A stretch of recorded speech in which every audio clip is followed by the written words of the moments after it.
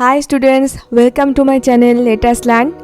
আজকে আমি চলে এসেছি তোমাদের প্রথম অধ্যায়ের একদম শেষ পর্যায়ে। আজকে আমার আলোচনার বিষয় হলো রাষ্ট্রবিজ্ঞানের পরিধি। তো চলো জানা যাক এতে আমরা কি পড়ব। প্রথমেই বলি যে রাষ্ট্রবিজ্ঞানের আলোচ্য বিষয়বস্তু স্থিতিশীল নয়, পরিবর্তনশীল। রাষ্ট্রবিজ্ঞানের কোনো সংক্ষিপ্ত ও সুনির্দিষ্ট সীমারেখা নির্দিষ্ট করে দেওয়া সম্ভব নয়। তাই এর আলোচনার পরিধিকে 3 ভাগে ভাগ করা যায়: সাবেকি অভিমত, সাম্প্রতিক অভিমত, মার্ক্সবাদীদের অভিমত। রাষ্ট্রকে কেন্দ্র করে সাবেকি ধারণার উৎপত্তি হয়েছে। বিভিন্ন রাষ্ট্রবিজ্ঞানীরা বিভিন্নভাবে তাদের মতামত ব্যক্ত করেছেন। দেখো, এ প্রসঙ্গে আমি বলি, তোমরা রাষ্ট্রবিজ্ঞানের প্রকৃতির ক্ষেত্রেও দেখেছো যে বিভিন্ন রাষ্ট্রবিজ্ঞানী বিভিন্ন মতামত পোষণ করছেন। রাষ্ট্রবিজ্ঞানের সংজ্ঞায়ও তাই দেখেছো। এবার রাষ্ট্রবিজ্ঞানের পরিধিতে সেখানেও কিন্তু অনেক রাষ্ট্রবিজ্ঞানী তাদের বিভিন্ন মতামত ব্যক্ত করেছেন। গার্নার বলতে চেয়েছেন, রাষ্ট্রবিজ্ঞানের সূচনা ও সমাপ্তি রাষ্ট্রকে নিয়েই। আবার কেউ এর বিরোধিতা করে বলেছেন, রাষ্ট্রবিজ্ঞান কেবল রাষ্ট্র কিংবা সরকার নিয়েই আলোচনা করে না, রাষ্ট্র ও সরকার উভয়কে নিয়েই আলোচনা করে।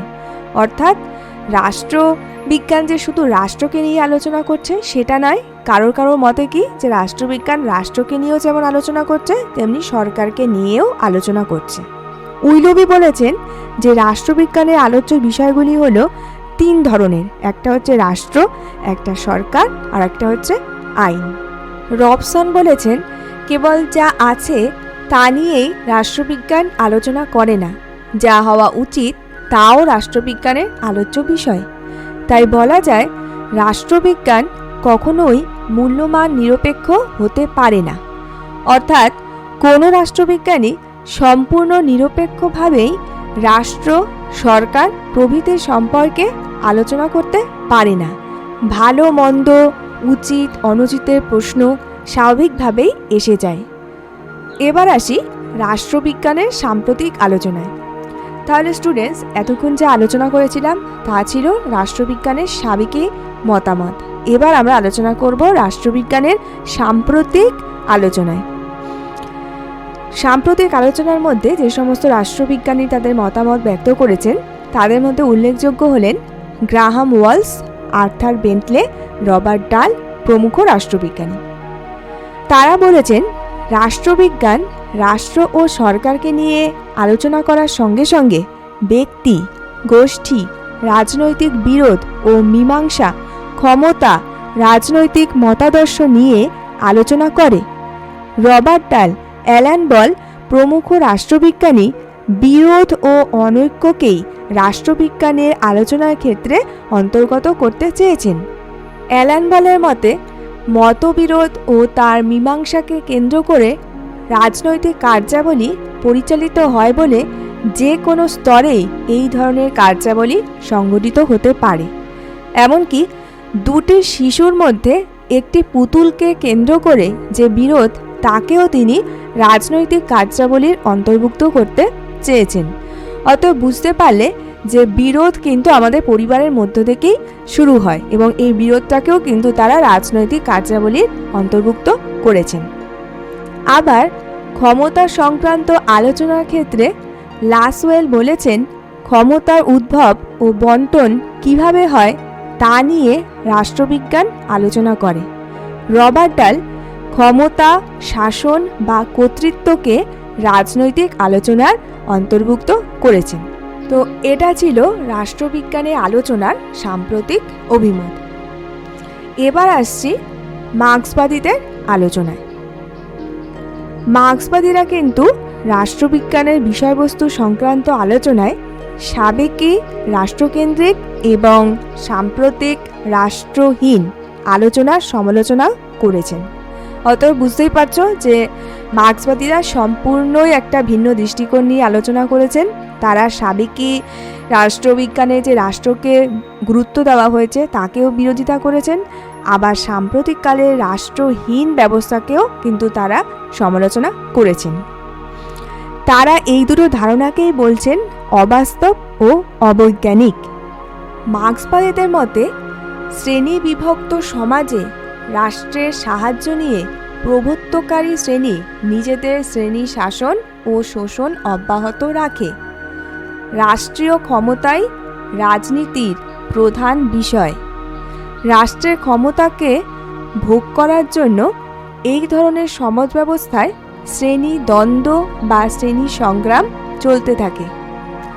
মার্ক্স যেটা বলতে চেয়েছেন তা হলো যে রাষ্ট্রের যে ক্ষমতা তাকে ভোগ করার জন্যই আমাদের সমাজ ব্যবস্থায় বিভিন্ন শ্রেণীর মধ্যে দ্বন্দ্ব বা সংঘর্ষ দেখা যায়।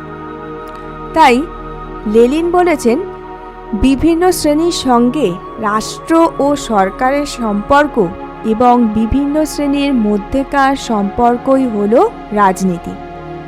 মার্ক্সবাদীরা মনে করেন বিভিন্ন রাষ্ট্রের পারস্পরিক সম্পর্ক রাষ্ট্রবিজ্ঞানের বিষয়বস্তু, অথবা রাষ্ট্রবিজ্ঞানের বিষয়সূচির মধ্যে রাষ্ট্রীয় কার্যে অংশগ্রহণ, রাষ্ট্রের নিয়ন্ত্রণ এই বিষয়গুলিকে অন্তর্ভুক্ত করা হয়েছে। তাদের মতে সাম্যবাদী সমাজ প্রতিষ্ঠিত হলে রাষ্ট্র অপ্রয়োজনীয় হয়ে যাবে এবং বিলুপ্ত হয়ে যাবে। তাছাড়া সাম্যবাদী সমাজে রাজনীতির প্রকৃতি বিষয়বস্তুর পরিবর্তন হবে। অর্থাৎ বুঝতে পারলে মার্ক্স যে সাম্যবাদী সমাজের কথা বলেছেন তাতে কিন্তু কোনো রাষ্ট্র থাকবে না। অর্থাৎ তাদের কথায় কি যে সাম্যবাদী সমাজ যদি প্রতিষ্ঠিত হয় তাহলে রাষ্ট্র বিলুপ্ত হয়ে যাবে এবং রাষ্ট্রের কোনো প্রয়োজন থাকবে না, এবং তখন আমাদের সমাজের রাজনীতির প্রকৃতি এবং বিষয়বস্তুরও কিন্তু পরিবর্তন হয়ে যাবে।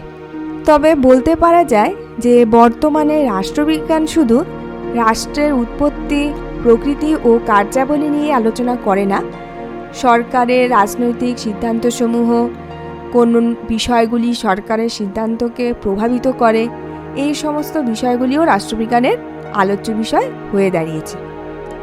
রাষ্ট্রবিজ্ঞানের আলোচনার ক্ষেত্রের ব্যাপকতা ধীরে ধীরে অনেকটাই বৃদ্ধি পেয়েছে। এই প্রসঙ্গে অধ্যাপক ল্যাস্কির মন্তব্য উল্লেখ করা যায় যে তিনি বলেছেন, রাষ্ট্রবিজ্ঞানের আলোচ্য বিষয় থেকে মানব জীবনকে প্রভাবিত করে এমন কোনো কিছুকেই বাদ দেওয়া যায় না। অর্থাৎ রাষ্ট্রবিজ্ঞানের আলোচ্য বিষয় থেকে মানব জীবনকে প্রভাবিত করে এমন কিছুকেই আমরা বাদ দিতে পারি না। এই সমস্ত আলোচনার ভিত্তিতে বর্তমানে যেসব বিষয়কে রাষ্ট্রবিজ্ঞানের আলোচনার ক্ষেত্রে নিয়ে আসা হয়েছে সেগুলি হলো রাজনৈতিক দল, চাপ সৃষ্টিকারী গোষ্ঠী, জনগণের ভোট সংক্রান্ত আচরণ, রাষ্ট্রীয় প্রশাসন, সংবিধান, তুলনামূলক রাজনীতি, আন্তর্জাতিক সম্পর্ক, আইন, কূটনীতি প্রভৃতি বিষয়গুলি। অতএব দেখো, আমরা বুঝতে পারছি যে এই সমস্ত রাজনৈতিক দল, চাপ সৃষ্টিকারী গোষ্ঠী বা আমাদের সার্বজনীন যে ভোটাধিকারের বিষয়গুলি, এইগুলো কিন্তু সাবেকি রাষ্ট্রবিজ্ঞানের আলোচনার মধ্যে ছিল না, সেইগুলি কিন্তু এসেছে সাম্প্রতিকতম আলোচনায়। তাই সবশেষে বলা যায় যে রাষ্ট্রবিজ্ঞান তার সাবেকি ধারণা অনুসরণ করে শুধুমাত্র রাষ্ট্রের প্রকৃতি, উদ্দেশ্য, উৎপত্তি নিয়েই আলোচনা করে না, বর্তমানে অন্যান্য সমাজবিজ্ঞানের সঙ্গে রাষ্ট্রবিজ্ঞানের ঘনিষ্ঠতা ব্যাপকভাবে বৃদ্ধি পাওয়ায় তার সীমানা নির্ধারণ করা যথেষ্ট কষ্টসাধ্য হয়ে পড়েছে।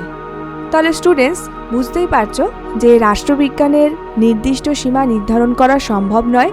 এটি পরিবর্তনশীল, সময় এবং সমাজ ব্যবস্থার সাথে সাথে এর আগেও পরিবর্তন ঘটেছে এবং ভবিষ্যতেও আমরা এর পরিবর্তন লক্ষ্য করব। তো স্টুডেন্টস, এটাই ছিল তোমাদের প্রথম অধ্যায়, একটি শাস্ত্র হিসাবে রাষ্ট্রবিজ্ঞানের প্রকৃতি ও পরিধি এর বিস্তারিত আলোচনা। এবার আসছি তোমাদের প্রথম অধ্যায়ের কলাম ম্যাচিং নিয়ে। এখানেও তোমাদের অপশান দেওয়া থাকবে, 4টে করেই অপশান দেওয়া থাকবে। তবে আমি তোমাদের এখানে সঠিক উত্তরটাই কিন্তু তোমাদের দেখিয়ে দেব। এখানে আর তোমাদের কোনো অপশান দিয়ে আমি দেখাচ্ছি না। তো চলো দেখা যাক প্রথম কলাম ম্যাচিংটা কি রেখেছি। সিলি রাষ্ট্রবিজ্ঞান কেবল সরকারকে নিয়ে আলোচনা করে। গিলক্রিস্ট রাষ্ট্রবিজ্ঞান রাষ্ট্র ও সরকার উভয়কে নিয়ে আলোচনা করে। উইলবি রাষ্ট্রবিজ্ঞান রাষ্ট্র, সরকার ও আইন নিয়ে আলোচনা করে। সিজউইক রাষ্ট্রবিজ্ঞান তত্ত্বগত ও ব্যবহারিক রাজনীতি নিয়ে আলোচনা করে।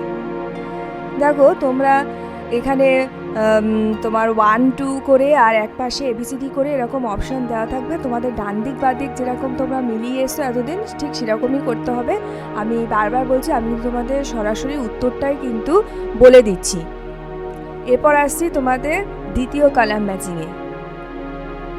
রুশো মানুষ স্বাধীনভাবে জন্মালেও সর্বত্র শৃঙ্খলাবদ্ধ।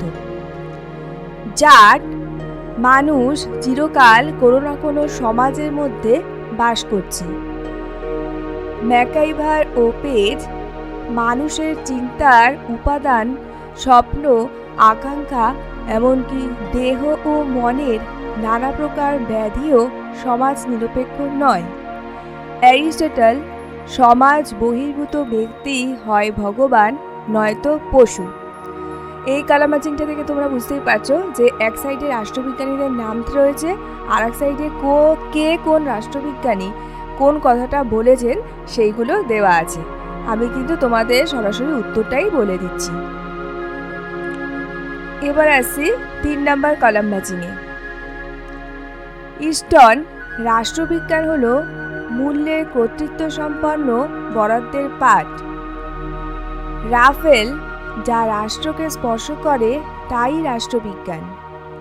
বার্জেস রাষ্ট্রবিজ্ঞান হলো স্বাধীনতা ও সার্বভৌমিকতার বিজ্ঞান। গার্নার রাষ্ট্রবিজ্ঞান রাষ্ট্রকে নিয়ে আলোচনা করে। এই কলাম ম্যাচিংও ঠিক সেরকমই। রাষ্ট্রবিজ্ঞানীদের নাম এক পাশে দেওয়া আছে, আর এক পাশে কোন রাষ্ট্রবিজ্ঞানী কি কথা বলেছেন সে সম্পর্কে দেওয়া আছে। এরপর আসি পরের কলাম ম্যাচিংয়ে। Karl Marx communist manifesto. Aristotle politics. Plato republic. Lipset the political man. এইখানে একদিকে দেখো রাষ্ট্রবিজ্ঞানীদের নাম দেওয়া থাকবে, আর একদিকে থাকবে গ্রন্থের রচয়িতার। এবার আমি তোমাদের এখানে কিন্তু পুরো সঠিক উত্তরটাই বলে দিয়েছি। তারপরে কলিং ম্যাচিংয়ে আসছি। আধুনিক বার্কার, মার্ক্সবাদী মার্কস, আচরণবাদী গ্রাহাম ওয়েলস, গ্রিক প্লেটো। এখানে বিভিন্ন রাষ্ট্রবিজ্ঞানীদের পর্যায়ের নাম উল্লেখ করা হয়েছে। তারপরে আসছি ম্যাকিয়াভেলি রাজনৈতিক মানুষের ধারণার জন্ম দেন।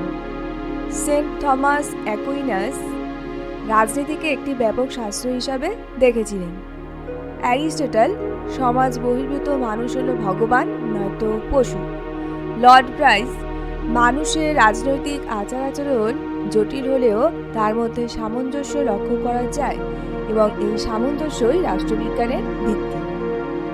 এই কলাম ম্যাচিংয়ে বিভিন্নভাবে বলা হয়েছে। একটা হচ্ছে কে কি কোন রাষ্ট্রবিজ্ঞানী কি বলতে চেয়েছেন সেটা নিয়ে।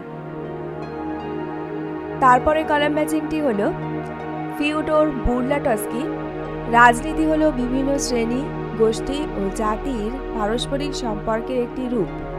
বার্জেস রাষ্ট্রবিজ্ঞান হলো স্বাধীনতা ও সার্বভৌমিকতার বিজ্ঞান। অ্যালমন্ড পাওয়েল রাষ্ট্রবিজ্ঞান হলো অভিজ্ঞতাবাদী এমন একটি পাঠ্য বিষয় যা ক্ষমতা, সমস্যা ও প্রক্রিয়ার সঙ্গে যুক্ত থাকে। চার্লস মেরিয়াম আচরণবাদের বৌদ্ধিক ধর্মপিতা বলা হয়ে থাকে। এরপরে আসছি পরের কলাম ম্যাচিংয়ে।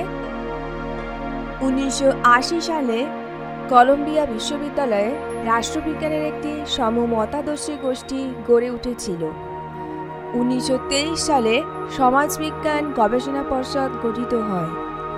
1948 সালে প্যারিসে আন্তর্জাতিক রাষ্ট্রবিজ্ঞান সম্মেলন অনুষ্ঠিত হয়েছিল। 1903 সালে মার্কিন রাষ্ট্রবিজ্ঞান সংঘ গঠিত হয়।